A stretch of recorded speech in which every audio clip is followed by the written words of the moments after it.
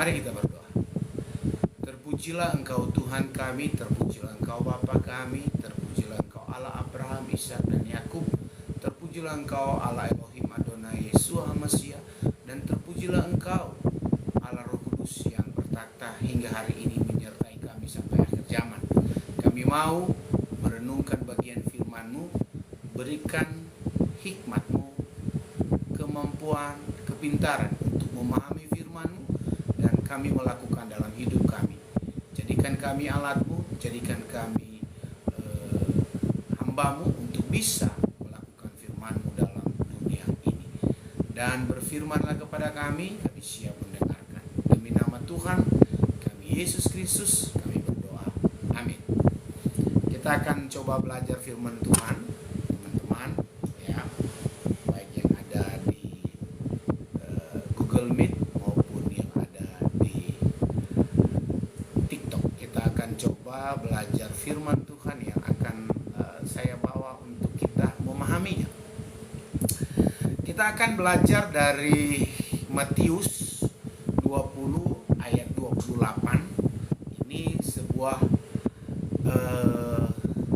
statement di mana Matius 20:28 berkata seperti ini. Sama seperti anak manusia. Anak manusia di sini Tuhan Yesus datang bukan untuk dilayani, melainkan untuk melayani dan untuk memberikan nyawanya menjadi tebusan bagi banyak orang. Nah, ini yang akan menjadi perenungan kita hari ini. Matius 20 ayat 28, sama seperti anak manusia datang bukan untuk dilayani, melainkan untuk melayani dan untuk memberikan nyawanya menjadi tebusan bagi banyak orang. Saya memberikan sebuah judul tema di dalam perenungan doa Rabu malam adalah Tuhan Yesus datang untuk memberkati umat manusia dan terkhusus orang-orang percaya yang mengikut Dia. Kedatangan Tuhan Yesus ke dunia bukan untuk menghakimi dunia,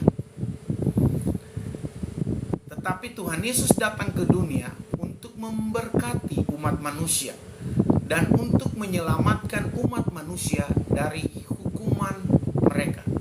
Nah, di dalam ayat Matius 20:28 ini memberi sebuah statement bahwa sama seperti anak manusia, Yesus yang datang bukan untuk dilayani, tapi untuk melayani. Tuhan Yesus datang ke dalam dunia untuk memberkati umat manusia. Ini adalah kasih karunia, kasih Tuhan Yesus yang sangat besar. Maka di dalam Yohanes 3:16 dia bilang, karena begitu besar kasih Allah akan dunia ini, maka Dia mengaruniakan anaknya yang tunggal, supaya setiap orang yang percaya kepadanya tidak binasa, tapi memperoleh hidup yang kekal. Nah, Tuhan Yesus sangat luar biasa. Dia datang untuk umat manusia, dan dengan segala kerendahan hati sebagai Allah yang turun ke dunia, menjelma menjadi manusia. Dia datang bukan untuk dia dilayani, bukan dia untuk sebagai raja, tapi melainkan untuk berkorban, ya. Berkorban, menyerahkan nyawanya bagi kita yang berdosa, bagi umat manusia yang berdosa, supaya ada jalan keselamatan, supaya kita diselamatkan, supaya ada hubungan dipulihkan antara manusia dengan Allah Bapa di surga. Nah, firman Tuhan berkata di dalam Roma 3:23, kalau kita korelasikan ke sana, dia katakan bahwa karena semua orang telah berbuat dosa dan telah kehilangan kemuliaan. Roma berkata. Jadi di dalam Roma itu dia berkata bahwa manusia sudah berbuat dosa, dia butuh juru selamat. Dia butuh Tuhan Yesus yang datang ke dunia untuk melayani umat manusia, bahkan bukan hanya melayani, dia harus rela mati di atas kayu salib untuk menebus segala dosa dan kesalahan kita, supaya kita ada jalan keselamatan dan hubungan antara manusia yang berdosa dengan Allah yang Maha Kudus. Sebab upah dosa ialah maut di dalam 6:23, tetapi karena karunia Allah hidup yang kekal dalam Tuhan Yesus Tuhan kita, Jadi oleh karena kasih karunia, bukan oleh karena hebat dan pintarnya kita, tapi oleh karena kasih karunia Allah kepada kita orang percaya dan seluruhnya kepada umat manusia, dia datang ke dunia untuk menyelamatkan. Makanya dia katakan dia datang untuk memberkati. Berkat yang terbesarnya adalah pengampunan dosa dan jalan keselamatan. Kita semua seharusnya dihukum, teman-teman. Dihukum dan layak dihukum. Kita seharusnya layak untuk masuk ke dalam neraka kekal. Karena kenapa? Kita orang yang berdosa di dalam Roma 3:23. Kita semua telah berbuat dosa. Dan upah dosa itu adalah maut.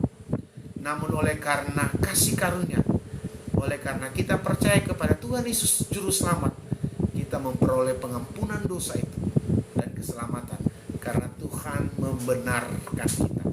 Nah, hari ini sebelum kita memulai doa kita akan mencoba mengurai atau merenungkan bahwa Tuhan Yesus datang ke dunia untuk memberkati. Maka ada beberapa kebenaran yang akan kita coba ambil dari ayat tadi, di mana Tuhan Yesus datang untuk memberkati kita umat manusia dan terkhususnya kepada orang yang percaya. Apa buktinya? Tentu akan kita tanya. Bukti yang pertama, semua berkat datangnya dari Tuhan Yesus. Semua berkat dari Dia, oleh Dia, kembali kepada Dia. Di dalam Roma 11 ayat 36 berkata seperti ini. Sebab segala sesuatu dari Dia dan oleh Dia dan kepada Dia. Bagi Dialah kemuliaan sampai selama-lamanya. Jadi semua berkat itu datangnya dari Tuhan dan kembali kepada Tuhan. Sebab segala sesuatu adalah dari Dia, oleh Dia, dan kepada Dia. Bagi Dia kemuliaan sampai selama-lamanya. Kenapa? Karena Dia datang ke dunia untuk memberkati kita, melayani kita, memberikan jalan pengampunan dosa dan keselamatan. Sehingga hidup kita yang seharusnya tidak berharga di mata Tuhan, yang seharusnya layak untuk dihukum, dibenarkan oleh karena kasih karunia-Nya. Dibenarkan oleh karena cinta kasih. Nah, oleh karena itu kita sebagai umat yang percaya, kita harus menyadari bahwa semua berkat yang kita miliki datangnya dari Tuhan kita Yesus Kristus. Firman Tuhan berkata segala sesuatu datang dari Tuhan dan kepada Tuhan, kembali kepada Tuhan. Karena semua hidup kita hanya hormat kemuliaan bagi Tuhan. Tuhan Yesus yang menciptakan segala sesuatu dan kembali ke Dia, dan seluruh alam semesta ini Dia yang mengatur dan Dia yang Maha Tahu. Karena itu saat kita menyadari bahwa Tuhan Yesus datang untuk memberkati kita, umat manusia yang berdosa, supaya kita diselamatkan, tentu kita akan memiliki rasa syukur yang luar biasa, rasa terima kasih kepada Tuhan Yesus yang luar biasa, dengan memberikan dan memperdulikan kita, mengasihi kita orang-orang yang berdosa. Nah, oleh karena itu kita layaklah untuk mengatakan dan bersyukur bahwa Tuhan Yesus memberkati saya. Maka segala berkat kembali ke Dia dan oleh Dia.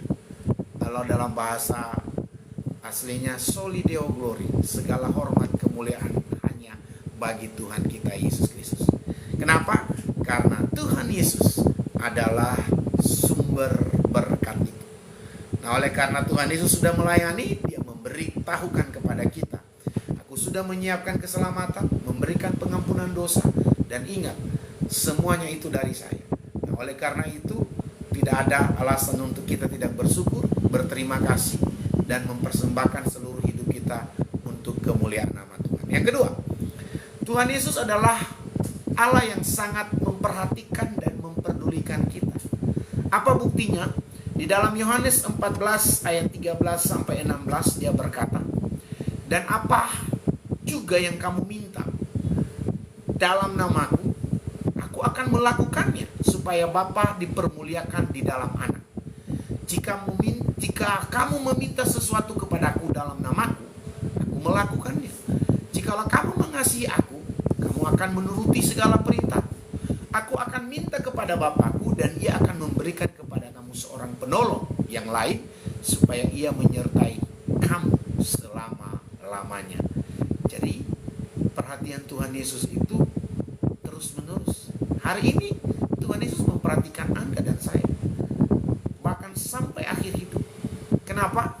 Karena janji firman-Nya dia berkata bahwa Tuhan memberikan kepada kita penolong, Parakletos, ya, sampai akhir zaman selama-lamanya. Ayat ini memberikan kepada kita sebuah kekuatan yang besar, sebuah penghiburan yang luar biasa.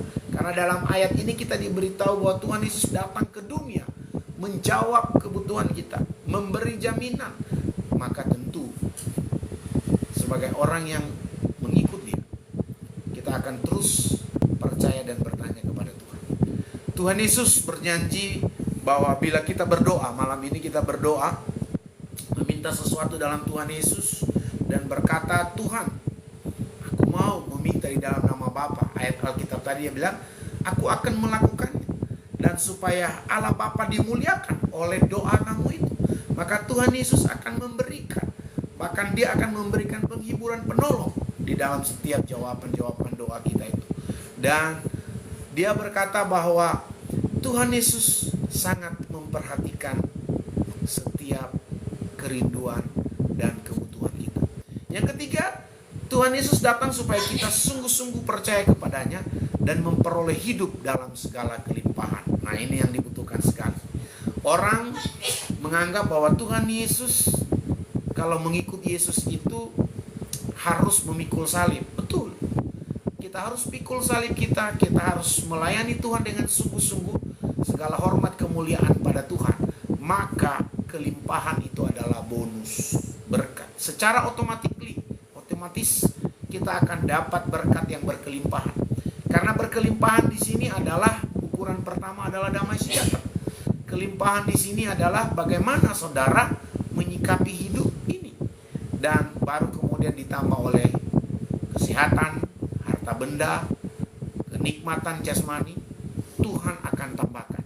Karena ayat firman Tuhan berkata, cari dahulu kerajaan Allah dan kebenarannya, maka semua akan ditambahkan kepadamu.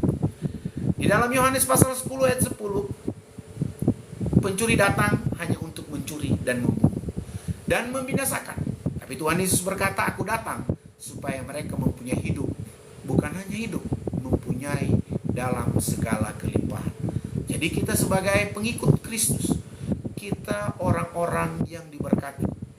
Apa yang diberkati? Hati dan pikiran kita. Nah, waktu hati dan pikiran kita diberkati, saya yakin dan percaya, berkat jasmani, berkat anugerah yang ada di dunia ini, Tuhan akan berikan kepada kita. Mungkin belum hari ini, tapi Tuhan sedang memproses kita supaya kita siap menerima berkat. Sehingga waktu kita terima berkat itu menjadi hormat kemuliaan bagi Tuhan kita Yesus Kristus. 3 hal yang menjadi perenungan kita malam hari ini di pokok doa, bahwa Tuhan Yesus itu datang untuk memberkati umat manusia. Yang pertama, karena dia adalah sumber berkat.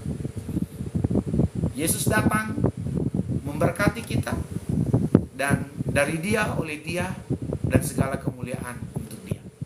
Maka kita harus bersyukur, karena kita tahu bahwa Allah, Tuhan kita Yesus Kristus adalah sumber berkat. Yang kedua, Tuhan Yesus terus memperhatikan Anda dan saya. Dia memperdulikan kita. Apa buktinya?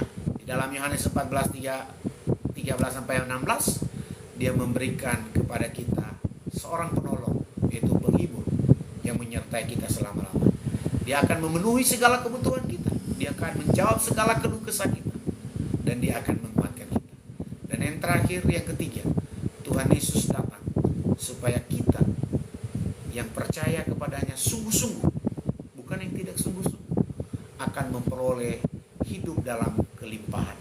Dia akan menjadi orang yang sangat amat bahagia dalam dunia ini, walaupun dia mengalami, menurut manusia, mengalami kesusahan dalam segi apapun itu, tapi hati dan pikirannya ada damai sejahtera. Apakah itu selamanya? Tidak. Karena waktu kita setia dan sungguh-sungguh, maka Tuhan menjanjikan yang namanya berkat kelimpahan sebagai bonus kepada kita. Mari kita renungkan firman Tuhan malam ini. Demikianlah firman Tuhan yang saya bisa sampaikan, dan biar menjadi berkat anugerah buat kita. Amin. Mari kita berdoa.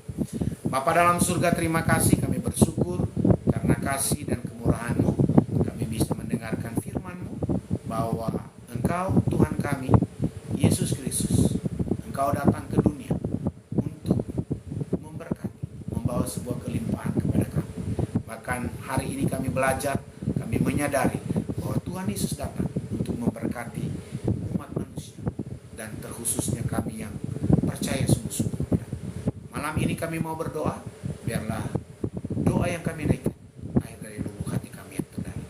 Terpujilah Engkau Bapa, ini seruan kami dan ini firman-Mu, biarlah jadi rema dalam hidup kami.